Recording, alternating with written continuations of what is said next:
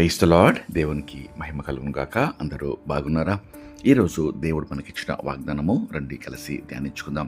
హెబ్రీయులకు రాసిన పత్రిక 11వ అధ్యాయము 6వ వచనము. విశ్వాసము లేకుండా దేవునికి ఇష్టడైనట అసాధ్యము.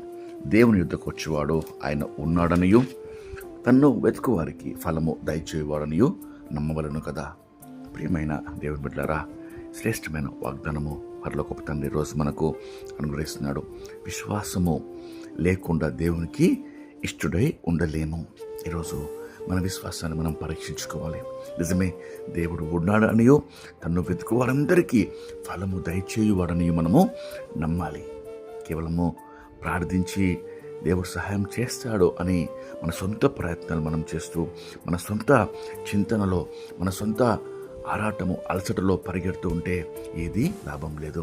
కానీ విశ్వాసంతో మన యొక్క సమస్యలు, మన చిక్కులు, మన పనుల భారము దేవుని సన్నిధిలో అప్పగించి దేవుని సహాయము కోరుతూ ముందుకు వెళ్ళినప్పుడు ఖచ్చితంగా మన ప్రతి సమస్య, ప్రతి పనుల భారము, ప్రతి విధమైన పోరాటాలు దేవుడు విజయం అనుగ్రహించడానికి ఆయన సిద్ధంగా ఉండగా రండి కలిసి ప్రార్థన చేసుకొని ఈ వాగ్దానము పొందుకుందాం. ప్రార్థన. మహాపరిశుద్ధమైన మా ప్రియమైన పరలోకపు తండ్రి, మీరు ఇచ్చిన శ్రేష్టమైన వాగ్దానంకై మీకు ఎంతో స్తోత్రం చెల్లిస్తున్నామయ్యా. అయా, విశ్వాసం ద్వారా మీకు ఇష్టలుగా ఉన్నట్టుకు మాకు మీ కృప దయచేయమని వేడుకొంచినమయ్యా.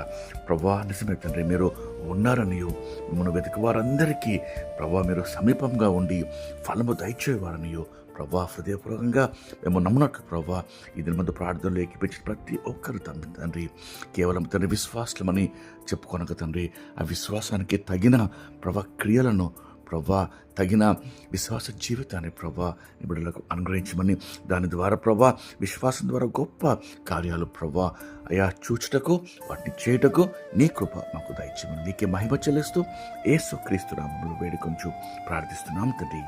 ఆమేన్. దేవుడు మిమ్మల్ని దీవించును గాక.